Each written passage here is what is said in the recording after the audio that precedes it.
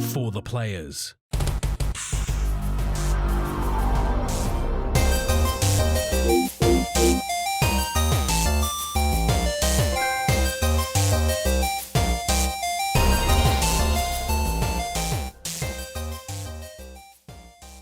I'm Ryan Betson.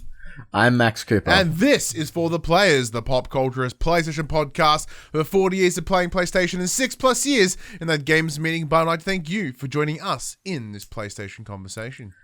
This PlayStation conversation happens every Monday morning at 8 a.m. on podcast services, including Apple Podcasts and Spotify, and 9 a.m. on those YouTubes. If you'd like to take part in future conversations with us, please check out our socials: Facebook, Discord, Instagram, Twitter. All our links are below. If you want to join us as the conversation happens, head over to twitch.tv/thepopculturist, where you can watch us record this show live, get in the chat, be involved with the show. If you want to support the show, you can. Tell your friends, tell your family about this PlayStation pod, or also be sure to leave us reviews on the likes of podcast services, or if you are on the YouTube, like, subscribe, leave a comment below. I do endeavor to answer every single comment. If you want to support us financially, you can at patreon.com/thepopculturist, where you can watch us with the money. My brain farted for a second and I started repeating myself. You can also support us at our merchandise store, popculture.com/shop, where you can buy shirts and other assorted shit with our logos on it. Now, we've sold 2 shirts this week, Max. Big win. Nothing to do with the show, might I add. They were our World War E shirts. So a while ago, for those who don't know, we designed this shirt to commemorate the embarrassing Emu War that plagued Australia twice, where the Australian military fought the emus in WA and lost. So we have like this lovely shirt with an emu with an army helmet on and like World War E, and yeah, it's probably our most successful shirt. Just because I don't know who buys it or why, but sadly no one's picked up the Pornhub design yet. But that's cool. That's cool. In time, I guess. How you been, man? Yeah, not too bad. Yeah, so we're recording from our individual houses again today. For those watching the video version, Max had minor foot surgery. Yeah. Had them ingrown toenails yanked out. Got a really gross ingrown toenail cut out of my foot yesterday, so I'm all hopped up on pain meds and I can't drive. Yeah. And then he's also full of medication, so if I, randomly pass out or fall asleep, just like call my wife, I guess. Let her know. We'll finish the show out, of course, and then we'll talk to the wife. Certainly fair. What about you? How's your week been? My week has been pretty good, pretty alright, man. Like the PS5 is back. It's back. That wraps up my whole overheating, broken PS5 saga. So I went into PlayStation. Went into EB Games on Monday morning, and I was like, "Hey, is there any updates on the console?" And Tony's like, "Oh, hang on, I go check something out the back." Yeah, no worries, dude. So I was looking at games for my kid. So I picked up Lego Marvel Superheroes 2 and the Lego Jurassic World. And he's like, "Oh, cool, I'll grab the disc." Yes, I'll check out the back on you for the console thing, and I'll grab the disc for this. I'm like, yeah, no worries. And then the motherfucker comes out with a new PS5. I'm like, oh. And like it was odd. Like I could have cried. I don't know why. Like I was like a week without my console, but it was just this wave of happiness.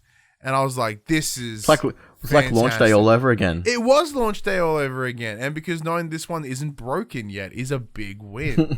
I like the way you've added yet to the end of that. Well, because it's lit up in the air. But as of right now, it's been like, 6 days and it's running fine.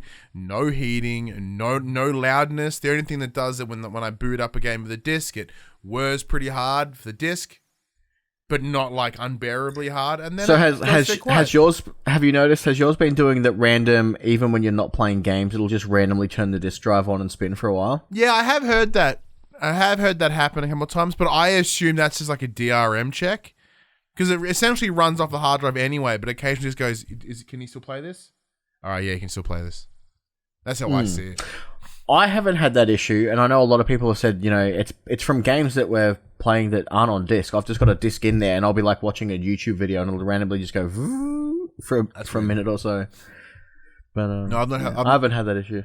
Well, the only time most things I'm playing right now are on disc. So being a week behind on all the games releases, I've pretty much spent this week just, catching up on the things that I've been missing. So, let's get into that section now, where we talk about what games that we have been playing this week, and it doesn't have a name.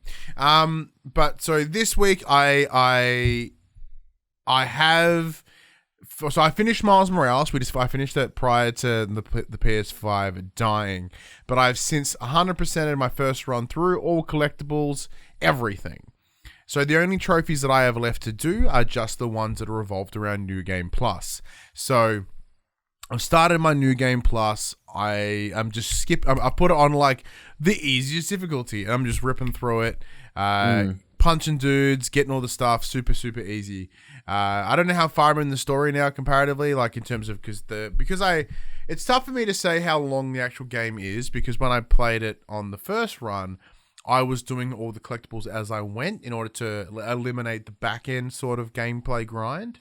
So where I'm up to in the story, I'm like, I don't think that's as far in as I think it is.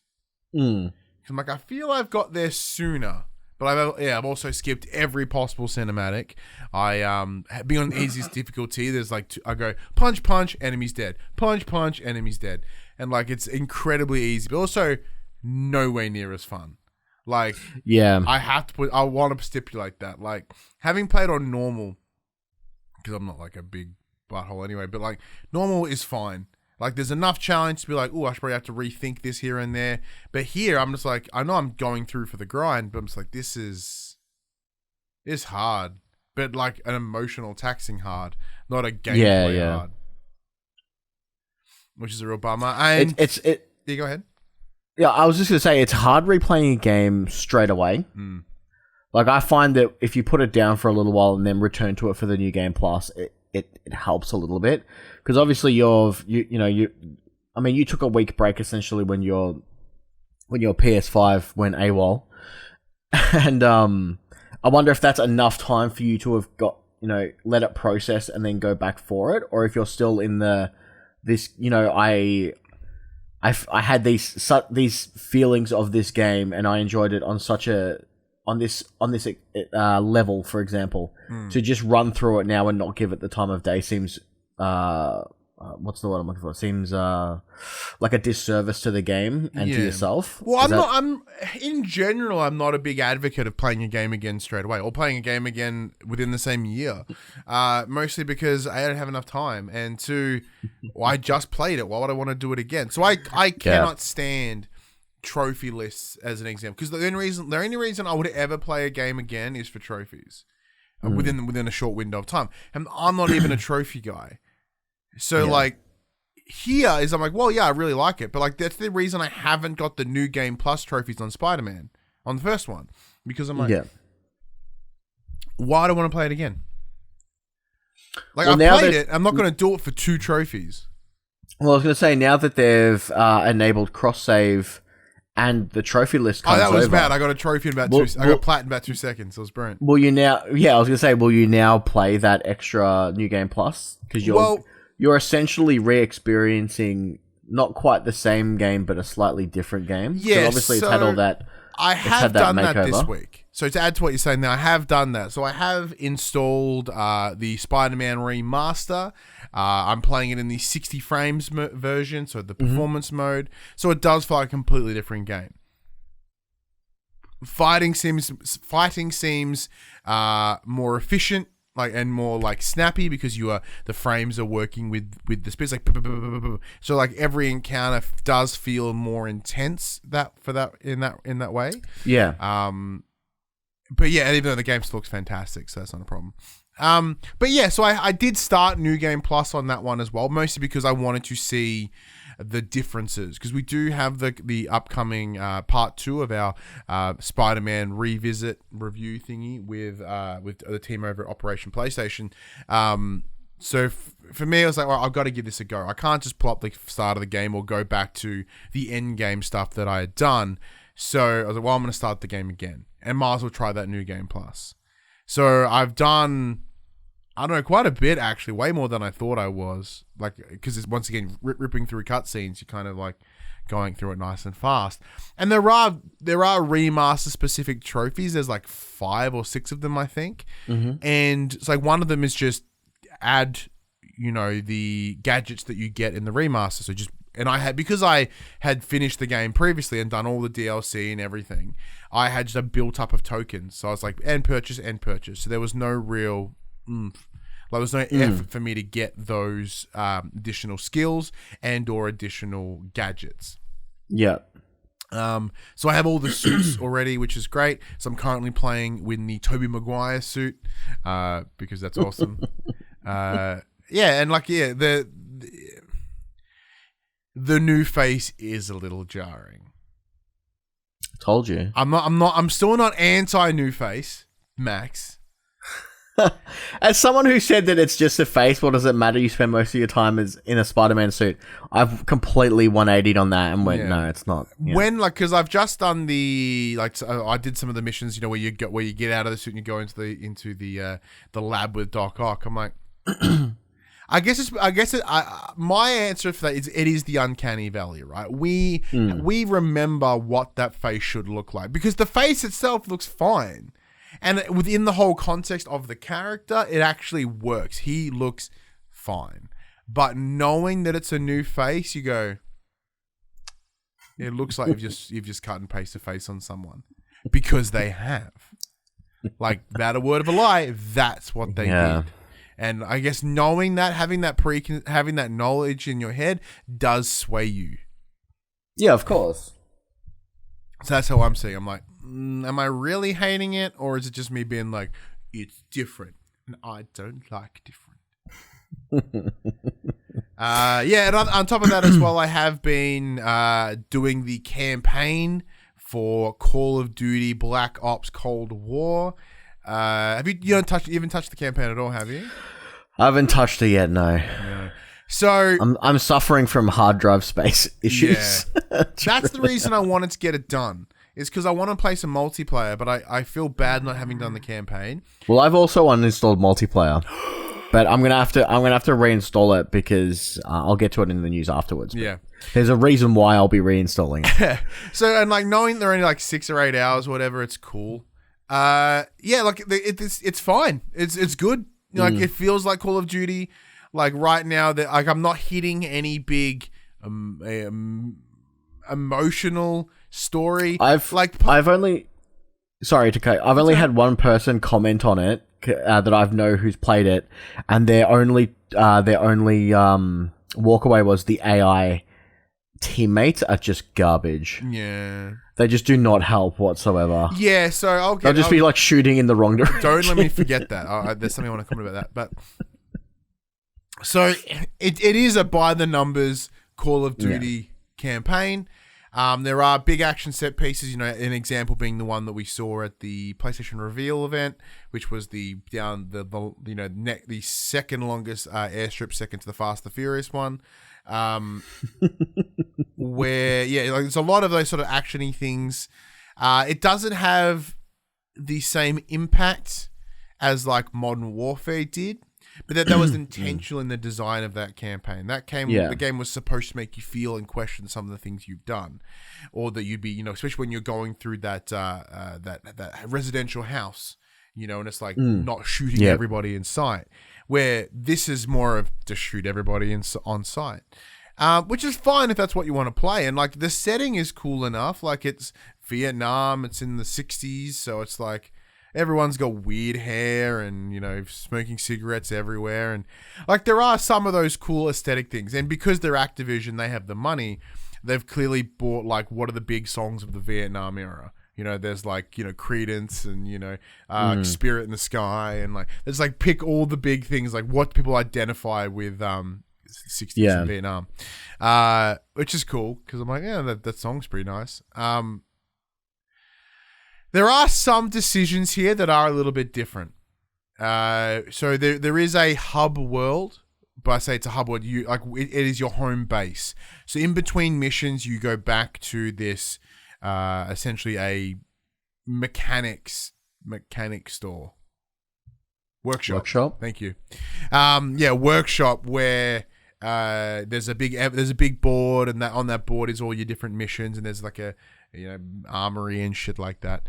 So in there, like there's some cool little collectibles in there. There's a little puzzle for you to open this gate, which was fun. Does that mean that it's not linear if it's got your missions listed that you can go to? Is it?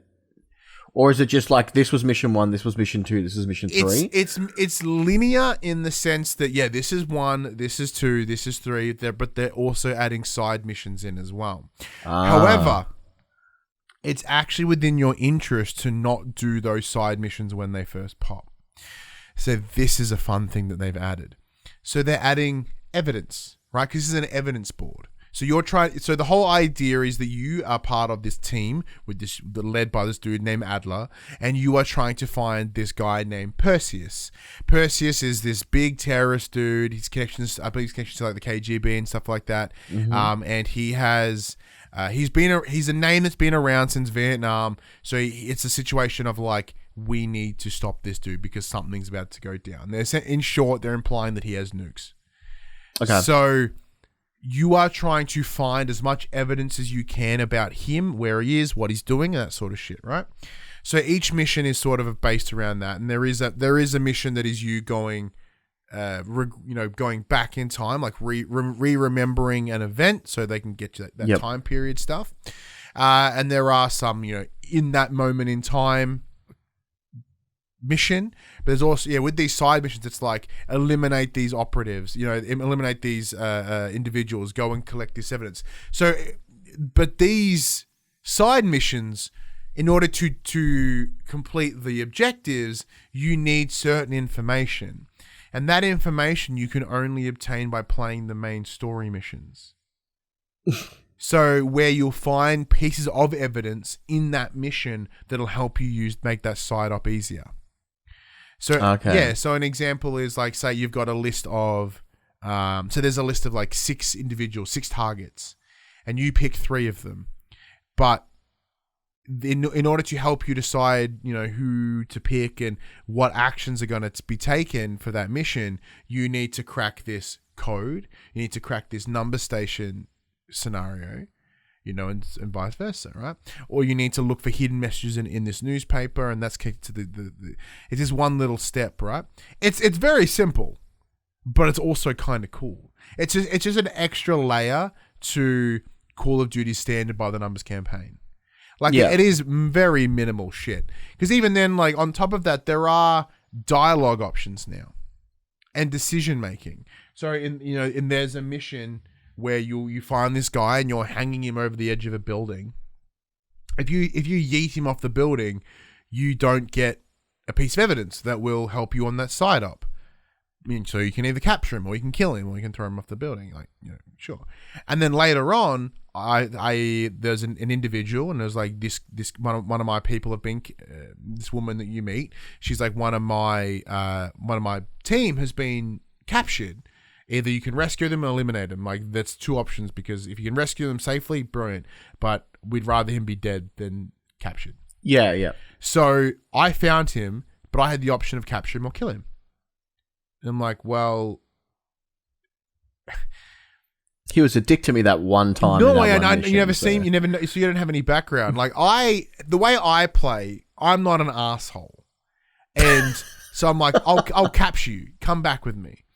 So capture him, and then it turns out I don't see, once again, having not played the story campaign again, I don't know whether these actions would still take place regardless.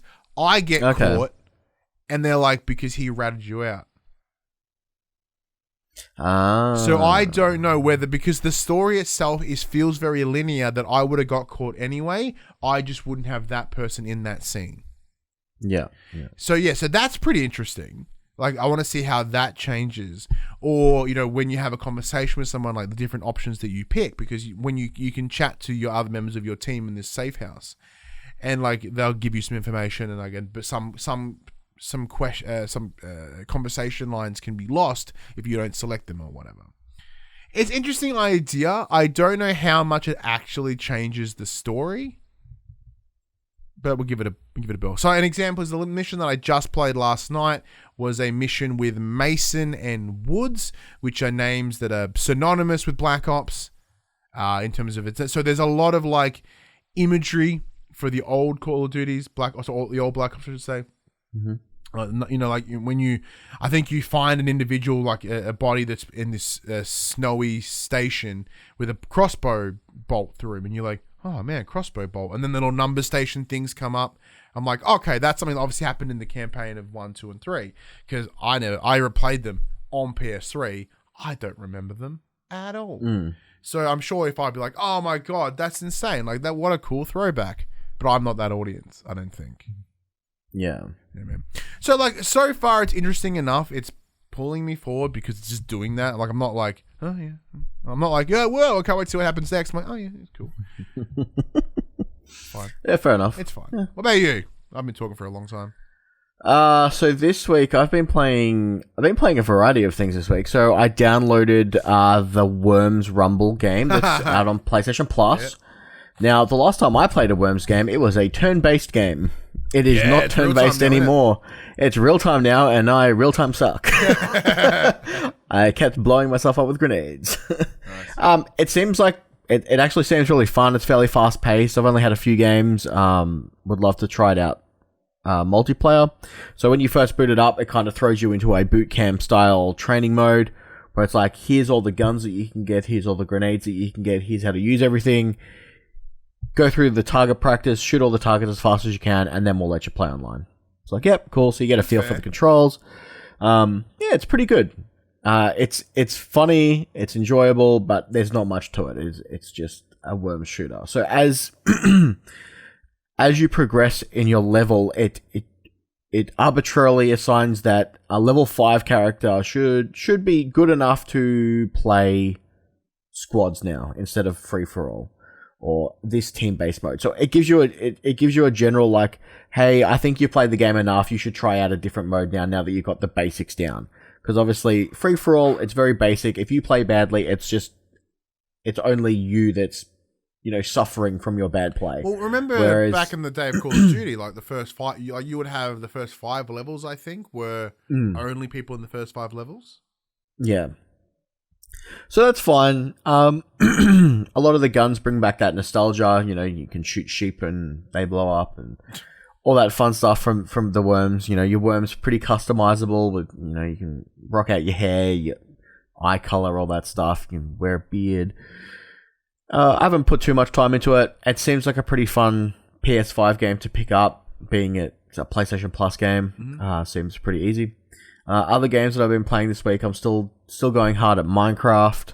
I re-downloaded Persona 5 through the PlayStation Plus collection. Started playing that for a little bit. I've had such a vibe to play Royale this week.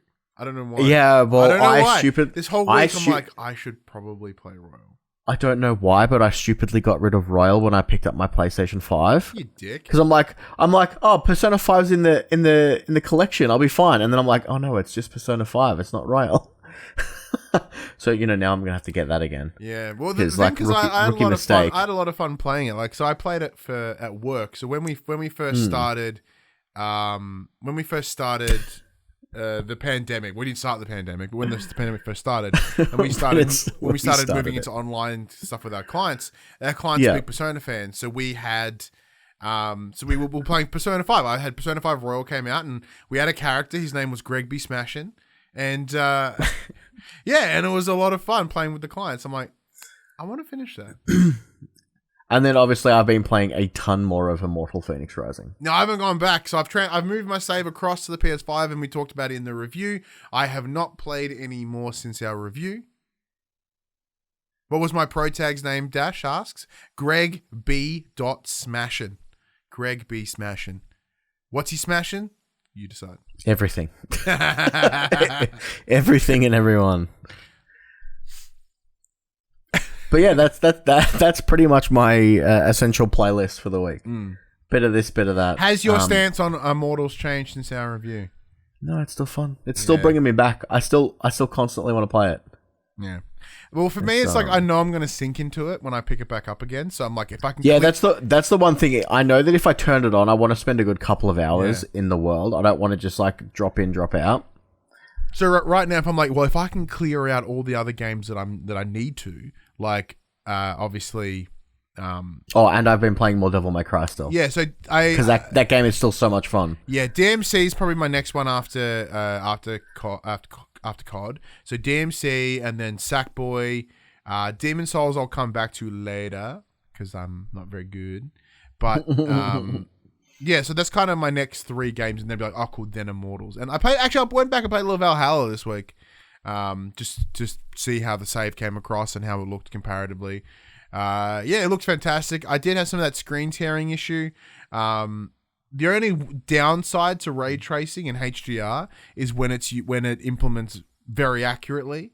So like, I'm talking to someone in the cutscene, and like the sun is behind them, so they look fantastic. Sorry, so they're facing the sun, right? So the camera's by the back of the sun is behind the camera, according to the shot. Yeah, there we go. Mm-hmm. So they look incredible because they're all well lit and it's lovely. I'm like, damn, they're like, Ivor's looking fucking fantastic. Like, look at that beard. Like, cause I went to male Ivor for some reason. Cause I'm like, I played enough lady Ivor. Let's try man Ivor. And I'm like, his beard looks fucking fantastic. And then it turns around to show the other person. And because the light is behind them, it's in front of the camera, they are just washed the fuck out. And like, which is exactly what would happen. Like, they're all dark. Behind them is fucking fluorescent. And I'm like, okay, ray tracing's interesting. Because like there are times when you're in the shadow of a tree and I'm like, I can't see anything. And you step slightly out of it and it's like, it's all illuminated. I'm like, well, I guess that's kind of how real light works. Oh, and I re-downloaded GTA 5 ready for the big heist next week. Oh, and shit, that's a good idea. I logged in. So for some reason, I don't know how this has happened, but there's been a since they announced GTA 5, they're like, log in every month and we'll give you $1 million on PlayStation Network. Yeah. And because I'm a Twitch Prime member as well, they've also been giving Twitch Prime members subsidies as well. So I logged in and I had $28 million for some reason. I'm like, don't mind if I do. Don't mind. So I did take up the advantage of the separate Red Dead Online thing for like $7 this week. So I bought that. So I was like, oh, cool. I like it. But then I just like the idea of having it being its own standalone app because why not? I was going to say, it's interesting that they're charging people for it if you already own Red Dead. Yeah. Oh, well. But you own it on disc, don't you? You don't have a digital copy. Yeah. I wonder if that's... It's probably why. I'd say it's exactly why. Which is fine. I should have a look, because I think I own it digitally. Yeah, because I wouldn't mind installing GTA again. I want to see how it runs on Come PS4. and heist with me. All right, done. Done deal. Easy done. I might do it while we're chatting. No, I'll do it afterwards. But yeah, that's pretty cool. Although, the one thing I will say... So, you know when you boot GTA 5, it'll automatically boot into story mode unless you push square and it'll go online.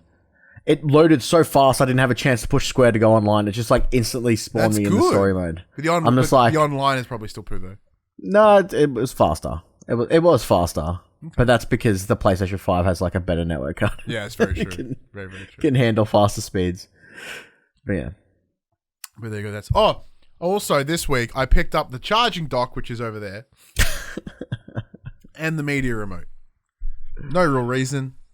Just wanted to push that Netflix button. Well, yeah, like I'm bummed it's a Disney Plus button. I really wish it was like an Amazon button. Prime. Because I'm watching more Amazon in here than anything. So the reason I bought this is because the battery life is a little bit shitty on the controller. So rather than having to constantly have it on, I can sit here and paint my minis and watch my Foxtel or watch. He just wanted another remote for his son to steal. Yeah, dude, he tried to steal this so fast. Yeah. So yeah, it's like fuck it, why not? Cool, there you go, done. Yeah, and because I'm gonna take it to Ethan, I'm gonna paint it purple. Just so we have the full set. But yeah, it was mostly just because I wanted the pictures for the set, to be honest. And they're like, yeah, the charging dock does its trick. It's over there. It's charging my controller now. I got no complaints with it. It looks good.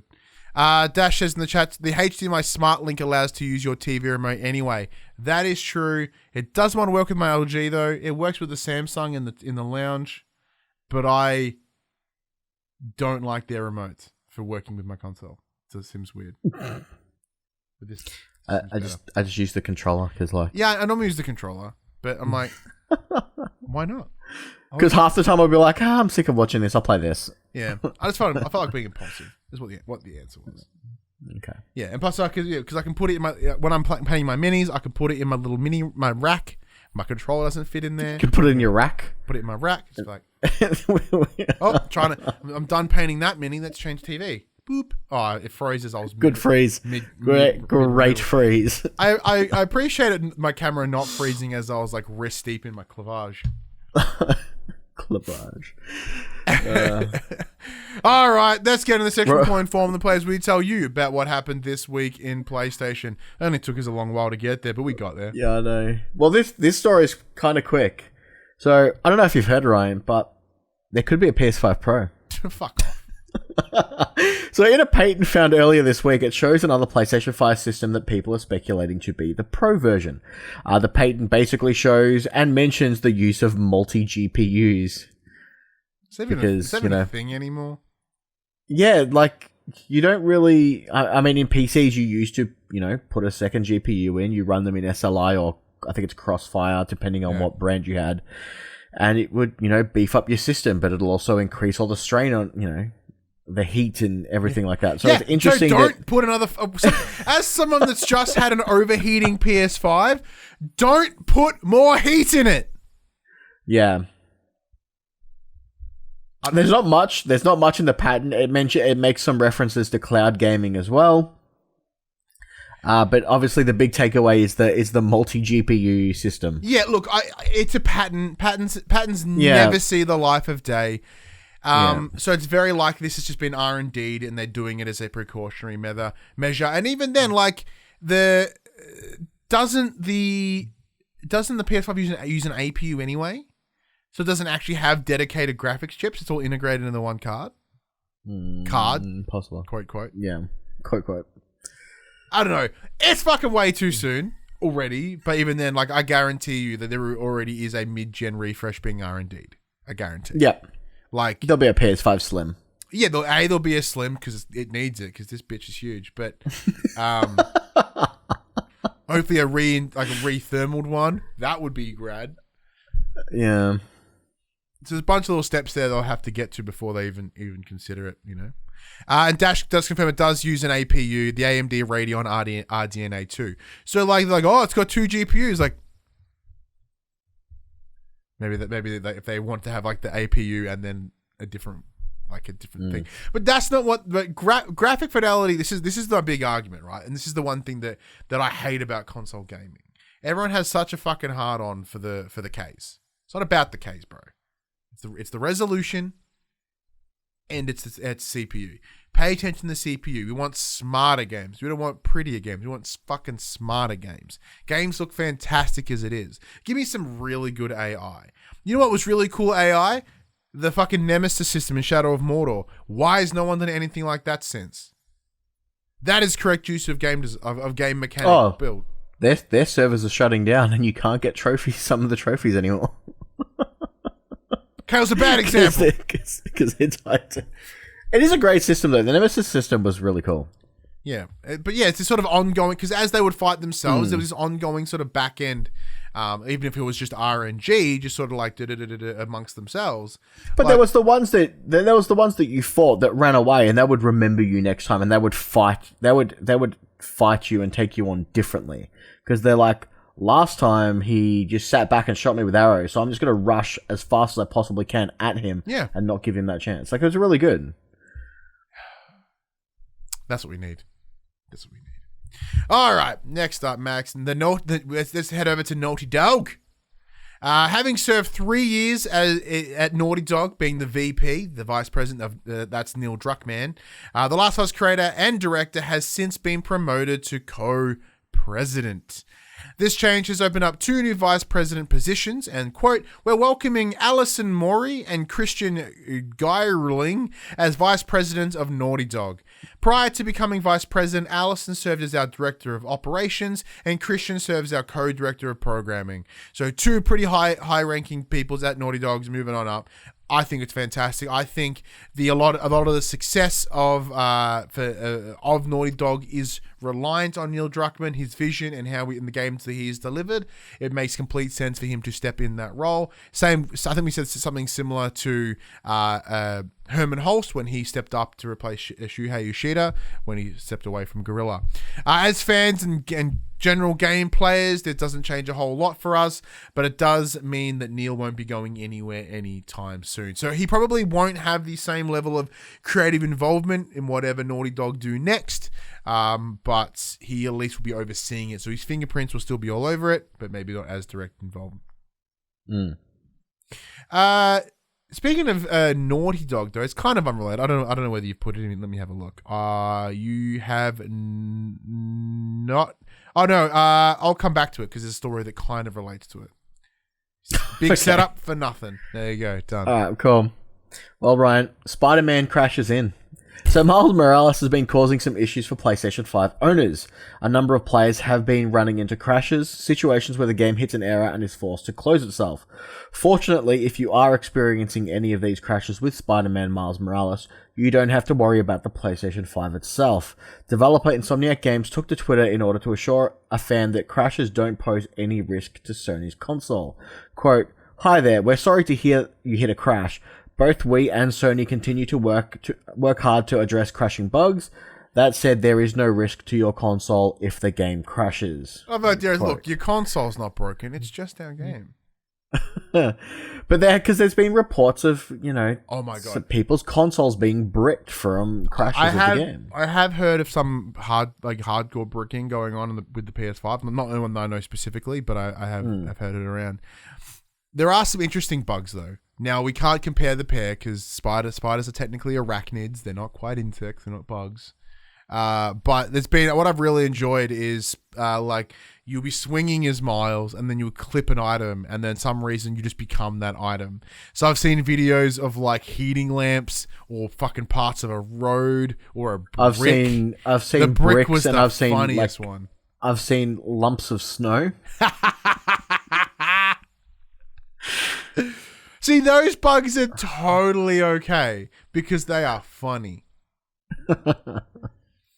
Because speaking of bugs, I was supposed to mention this at the Call of Duty chat at the start, but there is a situation where you're in that snow mission and you look out and the fucking mountains are all jittery because the ray tracing's being all weird. I presume it's because it looks like weird light reflections. Okay. It's wigging out on top of the hills with the snow. It's there's light. And then, speaking of bugs, you're standing with, Mason, who's supposed to be this really good fucking sniper. We're at the edge of this cliff, and there's two guys, and there's you take one out, I'll take the other. I'm like, sure. Pew! He drops, and then I look down. The other guy's standing there, looking the other direction. He's put 14 shots. None of them have hit him. It's ping, ping, ping, ping, ping, ping, ping. And he's so I'd be like, psh. I'll get him. And the guy's like, yeah, fucking good shot, eh? Classic game. But I haven't had any bug problems with Miles. I didn't have any bug problems, and I experienced no crashes with Miles either. Me either. The only actually, I think I had one. But that may have been Call of Duty. I don't know. I remember once I've had a few crashes in Call of Duty. Yeah. That's to be expected. It's Call of Duty. Next up, Snake! Max, did you know that there is a Metal Gear Solid movie in the makes? Well, you should, because it's been sort of on the rumor list for a very, very long time. But it's as I said, Sony's supposed to be making this since March of 2015, as you put here in the news. Spot on. I've heard about this Metal Gear Solid movie for yonks, forever. However, it was essentially in the same position that the Uncharted movie was until just recently, where it actually happened. There seems to be some bit of a breakthrough, though. Deadline has reported the project has picked up Oscar Isaac, that's best known for most people as Poe Dameron in Star Wars. I had no idea who that is. It's also Apocalypse from the latest X-Men. Yeah, that movie was bumhole, so don't talk about that movie, right? As Solid Snake. He'll be joined by Jordan Vaughn Roberts as the film begins production at Sony Pictures. This adaptation is said to be based on the 1998 original game from the PS1 era, with Derek Colony writing the script. Now, Derek Colony is not a name that I recall, but I'm pretty sure... I stupidly forgot to put what he wrote on. I'm pretty sure Jordan Vogt Roberts was the guy that did Kong Skull Island. Can you check that for me, please, Max? I can. Because I remember there being an interview after Kong Skull Island, and this guy was, I think someone asked him about it, or he mentioned it randomly in an interview, and he was like just going on this little discussion about what a Metal Gear Solid movie should be. He did Kong Skull Island. Beautiful. Yes. Yeah, like he's the right person for the job. Like you listen to him and you're like, you get it. You get what a Metal Gear movie is going to be. This is going to be a fucking batshit movie. Absolutely batshit movie. Derek Connolly wrote for Kong Skull Island, Jurassic World, stuff like that. Okay. So they know action movies. Cool. Yeah. The only thing that I don't think that they might not get, like they might be able to get the action set pieces of Metal Gear, but they might not be able to get the like fucking craziness and the subtlety and the, I know the crazy and subtlety doesn't really make sense, but like the weird delivery method of Kojima. The Kojima-ness. Yeah. I do wonder whether Kojima is going to have any sort of involvement though. Call of Duty, Ryan. Mm-hmm. Activision has detailed what it is pitching as, quote, the largest free content drop in Black Ops history, as the publisher prepares for launch of Season 1. Now, this has been pushed... One? No, not yet. So, it was due out, I believe, this week, but it has been pushed back to the 16th of December. Coming will be a new Warzone map with a new Gulag experience, new multiplayer modes coming in the forms of, I think, a new 6v6 game mode and 2v2 multiplayer modes. Cool. There will also be new zombies modes, and also added to Warzone will be the 30 base weapons from Cold War. Will also be joining the roster of guns in Call of Duty Warzone. Now, you mentioned that you're going to reinstall multi for this. What is it? 2v2. 2v2, is that what does it? Yeah. This was first introduced in Modern Warfare 3, I believe, where they had smaller maps that were for 2v2 and 3v3 game modes, where you would have TDM, capture the flag, just on a smaller scale. So I think this might be what brings me back in. See, I like the idea of 2v2 and 3v3, except I am the one that always lets everyone down. So for me specifically, I am not too baffled. I'm like, well, what I'm going to do, just let more people down.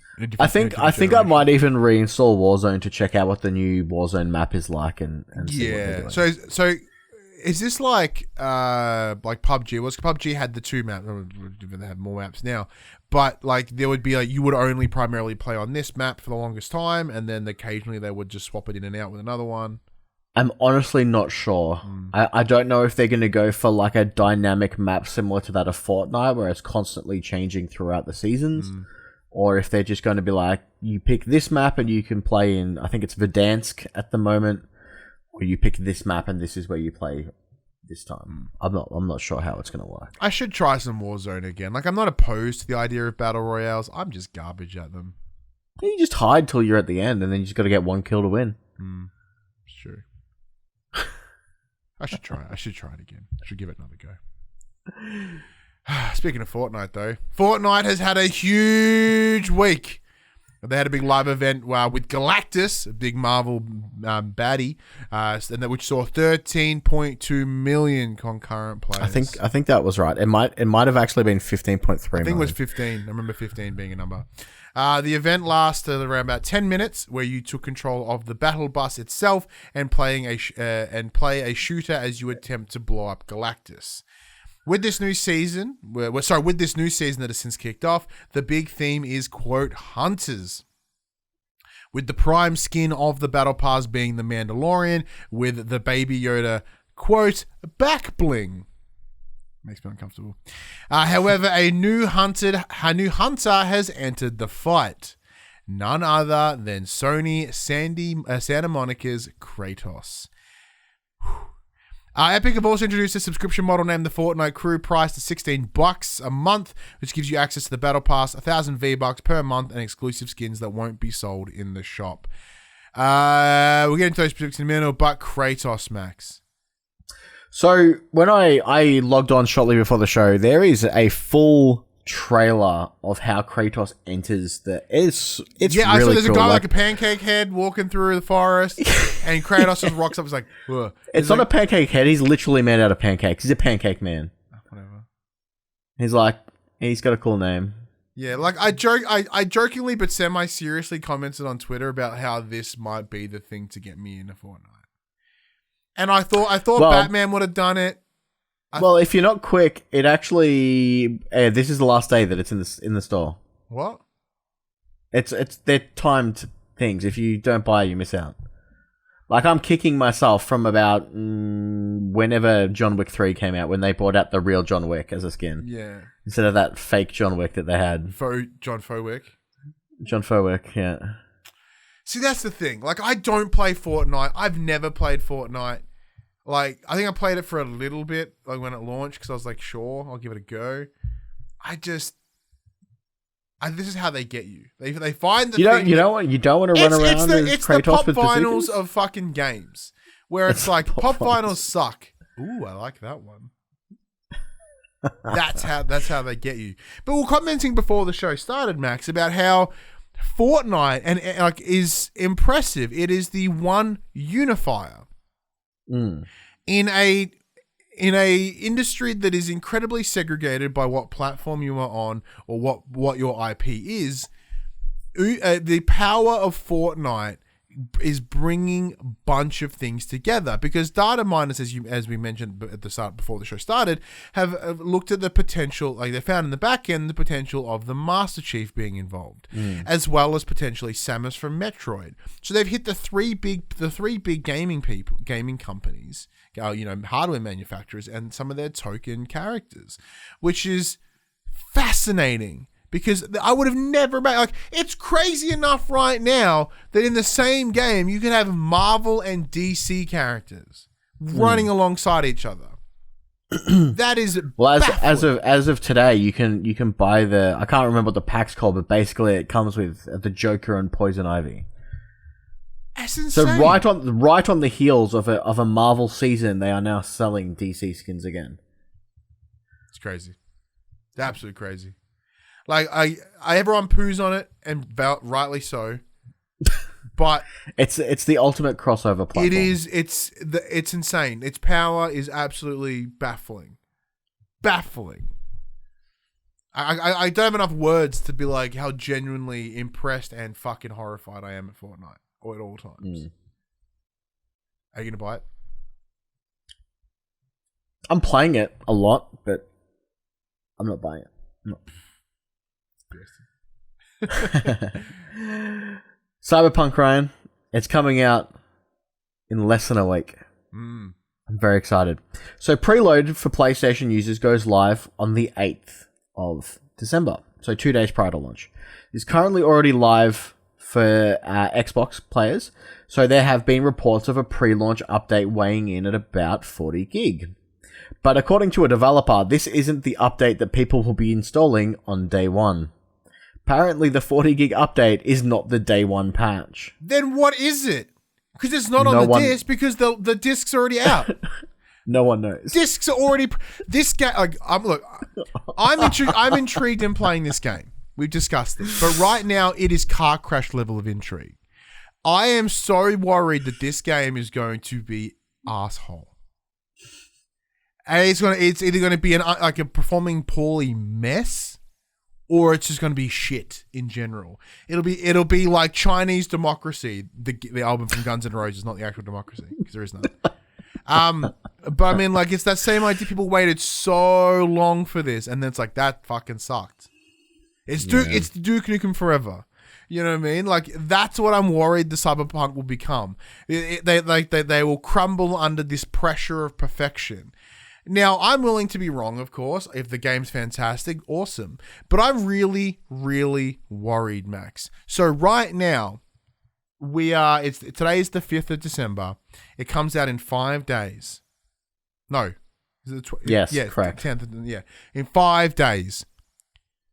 Granted, my circle of media buddies is relatively small, but like some of them are quite prominent here in the Australian space. None of them have it.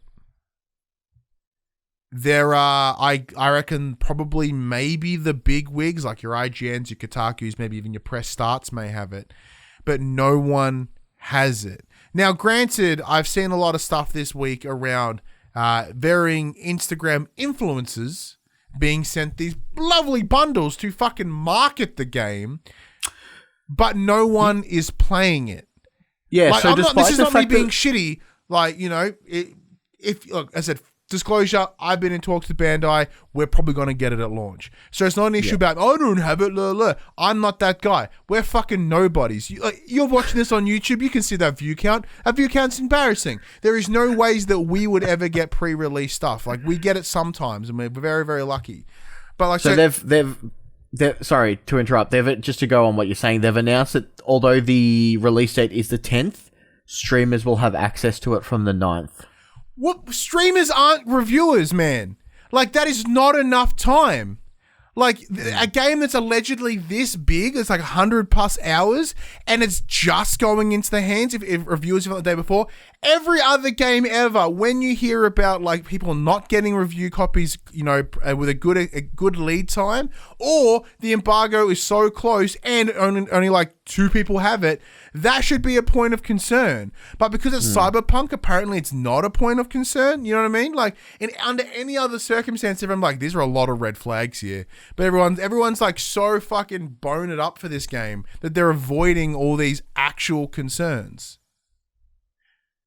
Like, if this game is as good and as amazing and as whatever they're claiming it to be, what the fuck's going on?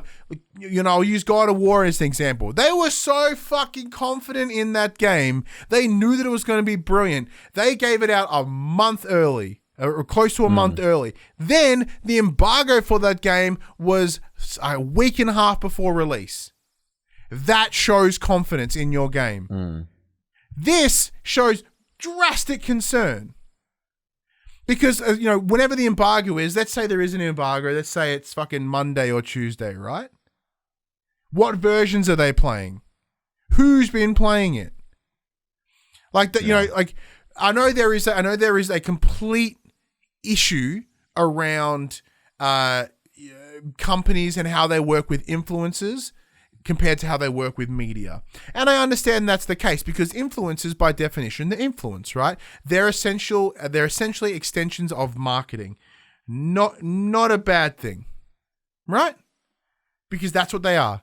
But they shouldn't be given exclusive access comparative to like media, right? Which in turn offer correct critique. So you'll give it to those that'll jerk it, but ones that may still jerk it, but they'll give you some detail about how they're jerking it. And that's a real concern. That's a concern that I have in general. Now, we're in this weird tough space. It's like technically we fall within that influencer market, but we also fall in the media space. We're in this weird middle ground of nothing. we're in like the fucking what's that thing between death and being alive? Purgatory. I'm like, is he talking about the taint? Like, where is he going with this? We're in the taint of games press, right? Or games coverage. And like, so for that reason, like, we don't really sit in either world. Because we're not quite good enough to be influencers, and we don't quite do enough media stuff to be media. You know, so I am really worried. And I'm concerned because, as I said, like the narrative around this game is that this game is going to change lives. It's going to be this thing. It feels No Man's Sky as fuck. Yeah. PopC, the taint of gaming media. That's got to be that has to be a shirt. I'll reach out to my shirt designer. Now, I think you and I probably have very different stances here, Max. No. Mine's very cynical. I mean, I've started becoming more cynical since starting to do this. And like, you know, I'm sitting here on my Cyberpunk branded chair. I am super keen for this game, but it is concerning. You know, it's part of me is like, what do they not want us to know before launch? Because there's games that will release a copy to the media for review purposes, and then after the reviews are out, the game gets changed because it's still before launch. You know, microtransactions get added into certain games using first parties like Days Gone. Days Gone was pretty unplayable before launch, but they had some day one patches or at least week one patches that kind of eliminated a lot of those concerns. As a reviewer, you write a review on the experience that you've played. Like an example with Immortals, right? Immortals there was this like in the information they're like, please play it in performance mode because fidelity mode's not quite ready. Yeah. So, you know, it does make you wonder what the issues are. And knowing that, and going into it knowing that the reason why it's being delayed is because it wasn't working very well on current gen consoles. Well, last gen consoles now, I guess. Which is technically the version that we're playing now. Like, there's no PS5 or Xbox version out. Yeah, which is concerning because this is the game that was supposed to come out at the start of the year for these consoles, and it's now the end of the year, and they're still not working great. Like it is concerning to know what's going to happen. Like, you know, and like even watching trailers and stuff, the trailers look beautiful and they look great, but they are specifically shot to look great and to show off its best face. So it will be interesting to see what happens when you do dive into it. And it is a shame that, you know, not many media outlets have gotten their hands on it yet, because it is going to be such a weighty and long game. It's hard, you need time to play it to give it a fair review, because some games, like take Persona for instance, some games don't start until they're 8 hours in. Yeah, or what's that one game? What was that? Was it Final Fantasy something? That's like, it doesn't really get good until 40 hours in. Like, well, then what the fuck is this?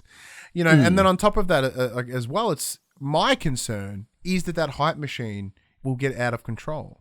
It'll be like I think I was discussing around the build up for Death Stranding with Kojima as well. Would be like, is everyone just going to give this game the love because it's Kojima? Like, is everyone going to give this game love because it's just CD Projekt Red? It's the same argument that I had a couple months ago now, where how CD Projekt Red still claimed, you know, like everyone sees them as this beacon of goodness in the gaming industry, yet they've continued to do practices that everyone else has been shat on for. But because they're CDPR and they have the customers in mind, like, it's different.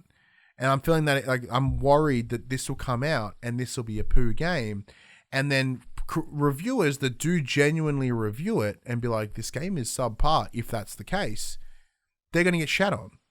They're going to be like shoved out of a building because of it.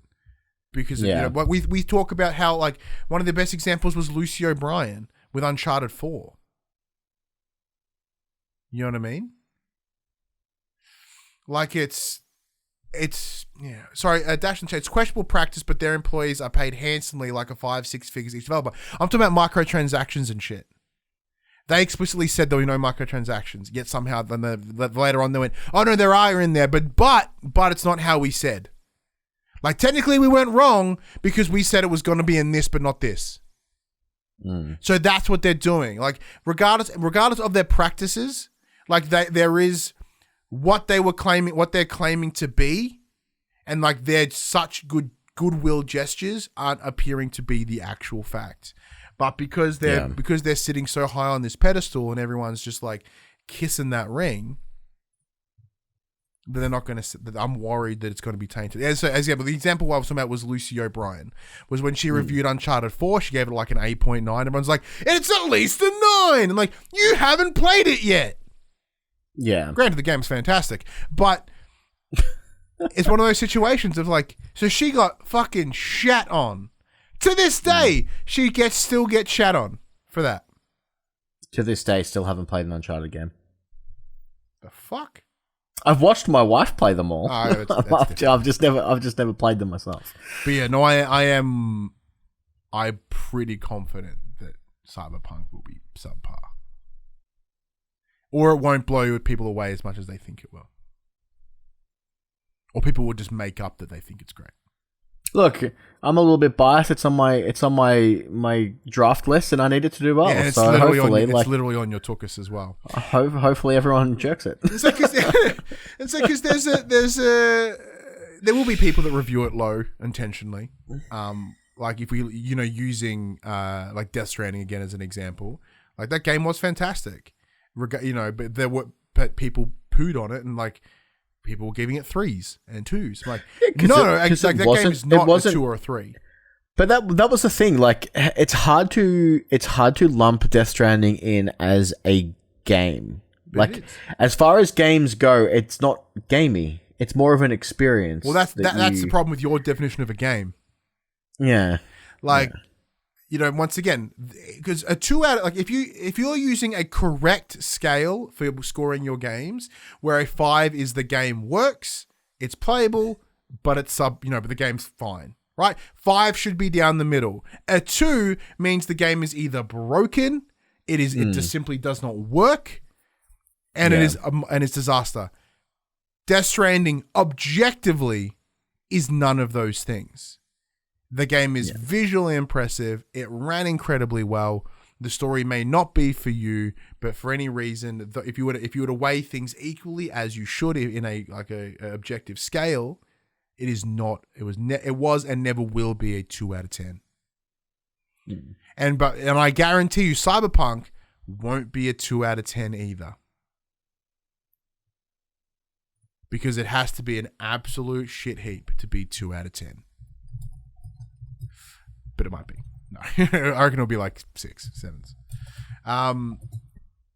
Where was I going with that? What I got all ranty for? I don't remember now. Either way. Yeah. I'm worried. I'm worried mostly because everyone just be so hyped up and brought down. We got what, less than 5 days until we know for sure. Yeah, and with the embargo is Tuesday morning. So for anyone else, for apart from the 6 people in the world that are playing it right now, reviewers and a bunch of fucking influencers, so if we get it, not we, as in that's we as in the lower media, if we get it from Tuesday once the embargo drops, so that gives us a day and a half to play 100 hours worth of game to review it at launch. There was a joke article going around about reviewers bracing to crunch to review the game. You know what I mean? It is we've got I've got friends once again in the space, and they're like, we're not reviewing it. We can't review it. It's not fair to put that pressure on our staff. Yeah. So it's crazy. Next up, Sony Bend, the guys behind Days Gone. So we've seen some departures. 2 veteran Sony Bend directors dating all the way back to the OG Siphon Filter days have since departed the studio. John Garvin, who's written every single one of the developers' games, announced on Twitter that he actually left over a year ago, but this is the first time that he's commented in his decision. In a series of posts, he explained that he's been focusing on personal projects like painting and writing. He also added that he's been, quote, enjoying a break from the games industry, end quote. Having joined Eidetic, the former name of Sony Bend, in 1997. Game director Jeff Ross also has ties to studio dating all the way back to 1998. And I believe he has also left, is from what you didn't write here, but I'm assuming that's the case. Yeah. I want to make sure I was accurate. This week is my last at PlayStation and at Bend Studio. I'm incredibly proud of all the games I've got to make, but also looking forward to new challenges. I'll post about my plans later, but I'll be moving to Chicago once COVID calms down. # Jeff's gone. # Days gone. Whew. Yeah. That's because the thing I want to point out here, because I want to talk about how Sony San Diego, which primarily have been known for the release of the MLB games, They've had this sort of secret project going on in the background, this secret team where they've been making what we presume is an Uncharted game. They lost some important individuals as well recently, and they've sort of come out being like, no, the project is still happening. It's just I'm not part of it. So it's interesting. I wanted to point that out because it's the whole secret team in San Diego is a fucking interesting thing to begin with. Max, because I just blast about Cyberpunk for too long. What's your thoughts on these? It's interesting. Obviously, at some point, everyone needs a change of pace, and to be with someone to be with a company since, in John's case, back in its original day from 1997.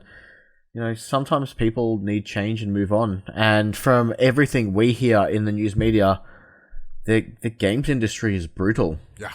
It would definitely take a toll on someone. And, as he said, he's been focusing and enjoying his personal projects. It's something that he probably hasn't been able to do for such a long period of time. It's interesting that obviously in his case, he actually left over a year ago and he's only just now commenting on it publicly. Is interesting. Obviously, it's always sad when higher ups expect. They lost a game director in Jeff Ross as well. It makes you wonder where, who's going to fill that role, how it's going to change the dynamic of the studio itself, how it's going to affect their future titles. I think it seems more like not scary all change is than it bad. is. Because what now since there's been this sort of cognitive decision. Just before you get into it, just to bring up the next story really quickly, I'm glad you say it's not as scary as it is in this case, because in the next case, it is definitely scary. Yeah. Sorry. Yeah, no, I was about to, that was me my sure once I've done. But we're on the same page. That's good to know. Yeah, so I don't think this is as scary as it seems. Mostly because with Jeff Ross specifically, for those that are in the know or in the care, right? Like PlayStation have intentionally set up this cognitive connection between the individual at a studio. That was done by, it's like Kojima, it's Neil Druckmann, that's Herman Holst, that's Shuhei, that's Adam Boyes, that's Gio Corsi, like in terms of like Sean Layden, like these people within in Sony, in PlayStation that you connect to as an individual. Like, like there's Sony Bend, but there's Jeff Ross at Sony Bend. There's Naughty Dog, but there's also Neil Druckmann at Naughty Dog. You know what I mean? So when you hear about the game director Jeff Ross from Sony Bend, you go, oh shit. Like, there could be people, the game directors, that leave all the fucking time, but because they haven't created that the cult personality is the wrong word, but like this personification of their personality, where it's like, hey, this is it gives the studio a face. Yeah, and it makes you worried because you're like, but that's the face that we know. What happens when they take away the face? And I think that's a reasonable concern. Like, I do believe Jeff Ross had a big involvement in what was Days Gone most recently. And he's been at the studio, for 22 years. Like, I've not done anything for 22 years. Nothing, apart from being alive. And even then, I did that pretty poorly. So, that's a lot. And that's a long time in the same biz. That's a long time in the same company. Most people work barely at one company for 5 years these days. So, that's a long run. So, does that mean he's going to go do something else? Yeah, possibly. I do wonder what that means for potential Days Gone 2, which I do think that could still happen. I still think if the same writing team are there and and people that were involved in the first, they can still make that game.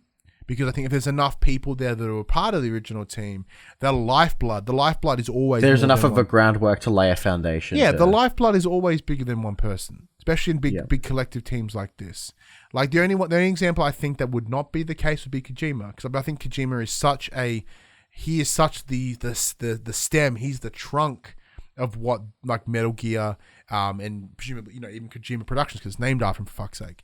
Like, he is such that middle pole, like that tent pole of those pieces of content, that if he steps away, that crumbles.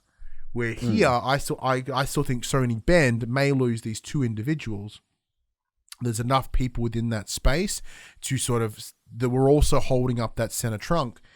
And and still be able to preserve the lifeblood of the projects of the studio itself. Now, saying that though, the reason I was using that once again lead into this next story is there are still enough people at Sony Bend that were working on Days Gone that it's the right amount of people are still there. See, or if you go look over at Bioware as an example, when you think about Bioware and what your memories of that of that company are, that includes like Dragon Age and Mass Effect, and that team doesn't exist anymore. Like those individuals aren't there anymore, and it turns out the people that have since replaced them, they're also not there anymore. Max. Yeah. So, veteran BioWare employees Casey Hudson and Mark Darrah have announced that they're retiring from the company. Again. This is humorous because this is the second time that Hudson has left BioWare. After spearheading the Mass Effect trilogy, his first departure came in 2014. Hudson returned to the studio in 2017, having spent a few years elsewhere. He was brought back in order to help shape the ill-fated Anthem before it launched in 2019. Meanwhile, Darrah has played a long and substantial role in producing the Dragon Age series. It's in development right now, and Darrah was the project's executive producer. In a blog post, Darrah writes, quote, "This has been a very difficult decision for me. The team of amazing developers on Dragon Age make my life fuller and better. They have taught me so much, but the strength of the team is also what makes this possible. I know that Dragon Age won't just survive without me, it will thrive. Dragon Age will be in good hands. Christian Daly will be moving into executive producer role. Christian Daly is a strong leader and will provide great insight into the rest of the Dragon Age leadership who remain. This is a team that includes people with decades of experience at BioWare. I am confident that together, this is the team that can make this Dragon Age the best one yet." End quote. Man, I am super, super concerned about this. Because this is what the second time one employee has left BioWare. This is the second or third time that Dragon Age has lost a director. And we saw Dragon Age earlier this year, and it was just concept art still. Now, I've got in the quick bits that at Mr. Keeley's Game Awards next week, Dragon Age 4 has confirmed that they're showing something. Now, it's going to be interesting because at the start of this year, they had concept art. What are they going to have 10 months later? Like, what? It'll be another trailer, and the developers will be like, oh, fuck, that's the game that we're making? Because, the last trailer that we saw was 4 seconds long, and it was kind of just a title screen. Like, what... In a pandemic-ridden 10 months, what could they have possibly accomplished? Now, again, I'm not a game developer. I don't know what goes into it. I don't know how big their team is. I don't know how well-oiled that machine is. But it's only been 10 months, and it's been a pretty crazy 10 months at that. Not good. Yeah. Like I said, similar to you. Funny enough, I'm not a fucking game dev either. I don't know how the internal of a game development studio works, but from an outside perspective, if you look in, like anytime you see massive turnover or like central members of a team leaving, you shouldn't help but be like, And like, once again, comparing it to Sony Bend, like with Jeff Ross leaving, you kind of go, However, knowing that he's been there for as long as he has been, you're like, all right, you're just at the end of your time. That's it. That's the difference. Where this gentleman, Casey, was it? Like, he was there. He left. He came back. Left again. Like, that's not good. That's not good. That's not a good sign. That's someone going, look, look, I'm sorry, can you please come back and help us? We're fucked. Everything has changed. The culture has changed. Our EA overlords are nicer to us. Please come help us. It's different. Come back and it's exactly the same.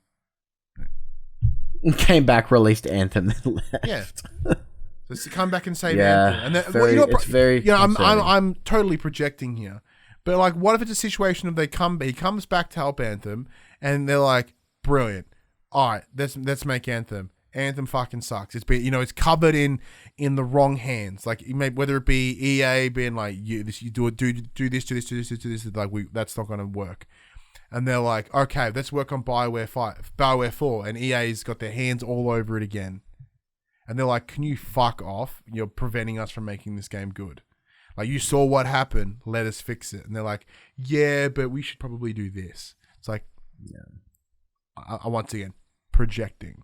I see that in the same base of like Battlefront, where we were, whoever will, I forget who's the name of the fucking team that made Battlefront. They did Battlefield. Whoever, I'll have a look. It'll come to me in a minute. But when they were making Battlefront, DICE. Thank you. So DICE certainly weren't like, we're just gonna load that shit with micros. That was a decision later on. That was a decision from the hires. So maybe it's the same thing. The hires like, you need to make all the money back off Anthem. Load this game with micros. It's like, that's not what people want in this game. It's like, yes, but we need to make our money back. These are all made up scenarios that could certainly be correct.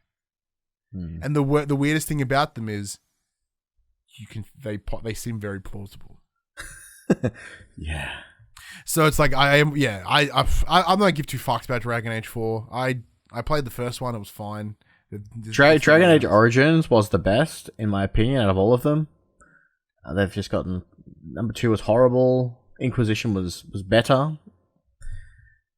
So I'm no longer holding my breath for Dragon Age 4 because this guy has been burnt one too many times. Yeah, I agree.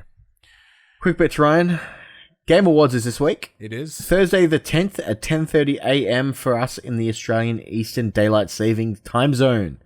As I mentioned before, Dragon Age 4 has a confirmed showing at the Game Awards. Last of Us Part 2 has received a new story trailer showing Abbey's story. Interesting. Ahead of the Game Awards? And PlayStation... This is like WWE telegraphing who's going to win. Like, hey, we think that, Survivor Series this month, right? They're like, Lana is in the Women's Rumble. Here's a chronicle. Here's a documentary about Lana and the turmoils that she has faced coming into this pay-per-view. And we're going to air it right before the pay-per-view. She's going to win, isn't she? She's going to be sole survivor. Boom. So they're doing. Telegraph. Yeah. And the PlayStation 3 got a firmware update this week to help play Blu-rays. Well, yeah. What?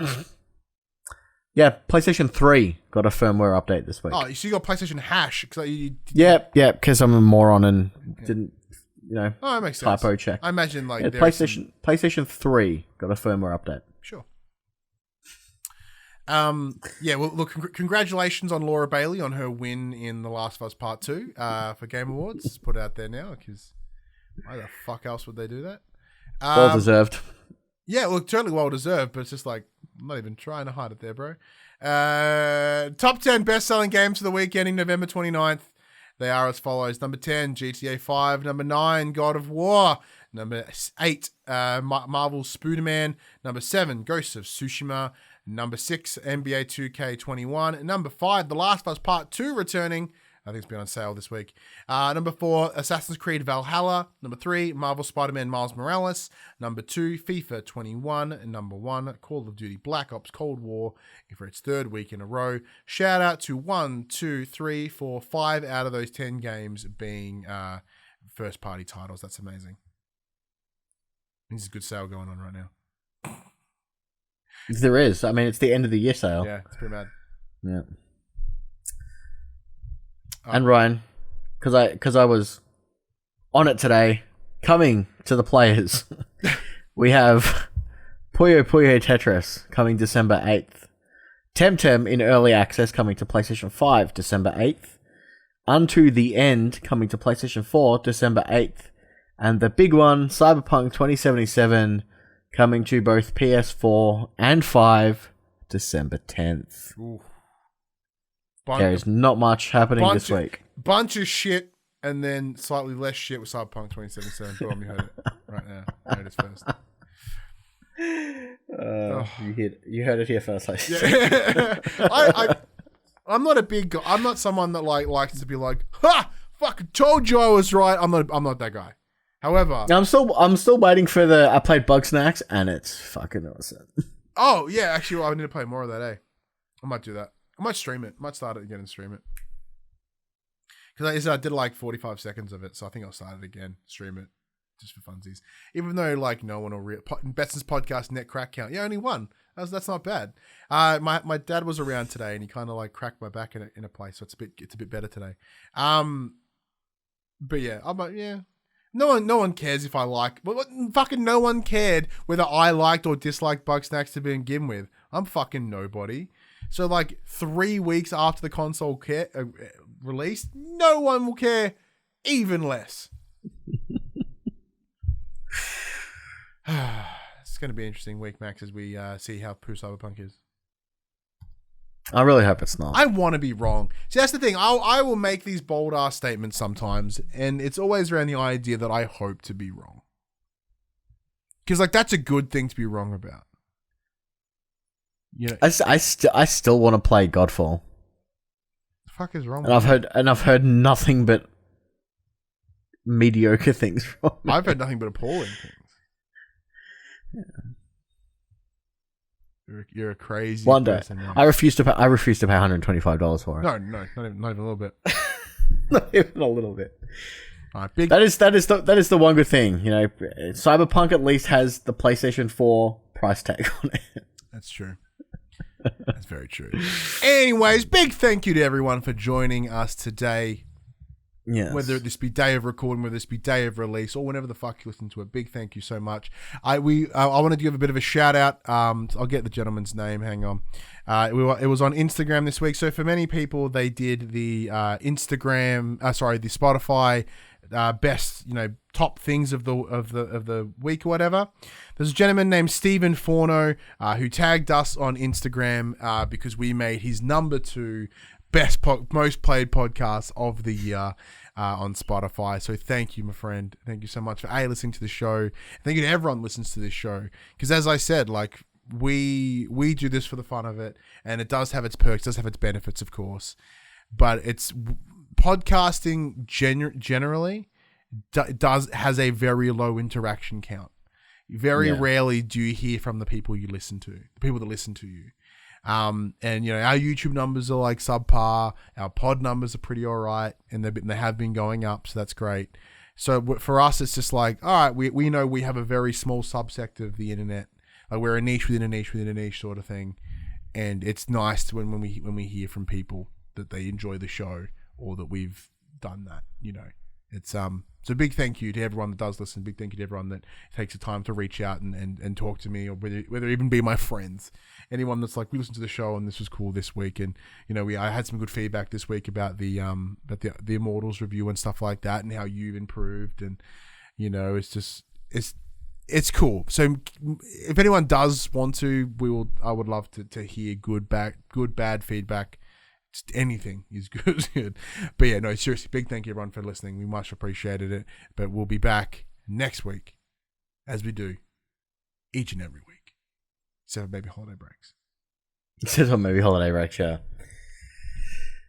Anyway, ladies and gentlemen, this PlayStation conversation happens every Monday morning at 8 a.m. on podcast services, including Apple Podcast and Spotify, and 9 a.m. on those YouTubes. If you'd like to take part in future conversations with us, please check out our socials: Facebook, Discord, Instagram, Twitter. All of those links can be found in the description below. If you want to join the conversation as it happens, head over to twitch.tv/PopCultures where you can watch us record this show live. We've become part of the show. You can get involved, just like Bean Soup is Free, who followed us during the show, and as well as the Mullet Show, who has resubscribed for his 33rd month in a row. Thank you, the Mullet Show. The Mullet Show goes, you want feedback? Okay, let me think. I know, you show a lot less balls than some.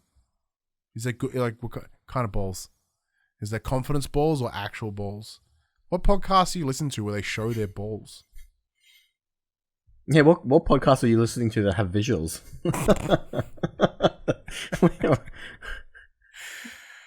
But if you want to support the show, you can tell your friends, you can tell your family about this PlayStation show. If you do listen to us on those podcast services like iTunes, like Spotify, be sure to give us a 5-star rating and a written review. If you are on the YouTube, you can you can subscribe, you can comment below. I endeavor to answer every single comment that does appear. If you want to support the show financially, you can at patreon.com/thepopculturist, as well as our merchandise store, popculturist.com/shop, where you can buy shirts and other assorted shit with our logos on it. Now, the store is on sale for the next couple of weeks heading into Christmas. You may not get the shirt in time for Christmas, but it is there. But until next week, I'm Ryan Betson. I'm Max Cooper. And that was For the Players.